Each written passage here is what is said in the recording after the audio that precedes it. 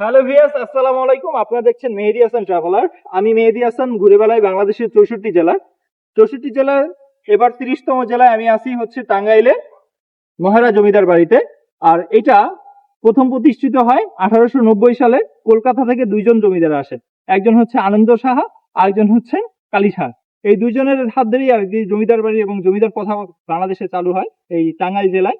আর আজকে আমরা হচ্ছে সেই দর্শনীয় প্লেসটাই ঘুরতে আসছি। আমরা আশা করি আপনারা এই ভিডিওর মাধ্যমে বাংলাদেশের ঐতিহ্য এবং সংস্কৃতি সম্পর্কে অনেকগুলো তথ্য পাবে এবং সেগুলো নিয়ে আপনারা আপনাদের পরিবার অথবা বন্ধু বান্ধব অথবা ইউনিভার্সিটি যে কোনো কাউকে নিয়ে ঘুরে আসতে পারে। ঢাকার খুবই পার্শ্ববর্তী একটা জেলা টাঙ্গাইলে। এবং এখানে শুধু যে জমিদার বাড়ি তা না, আমরা এই ভিডিওর সাথে আরো কিছু হচ্ছে এখানে টাঙ্গাইলের ঐতিহ্য এবং সংস্কৃতি তুলে ধরবো, যেমন তাঁতি এবং হচ্ছে টাঙ্গাইলের চমচম এবং আরো কিছু যেসব জায়গা আছে সেটাও আমরা যাব। সবার জন্য শুভকামনা রইলো, ভালো থাকবেন, আল্লাহ হাফেজ।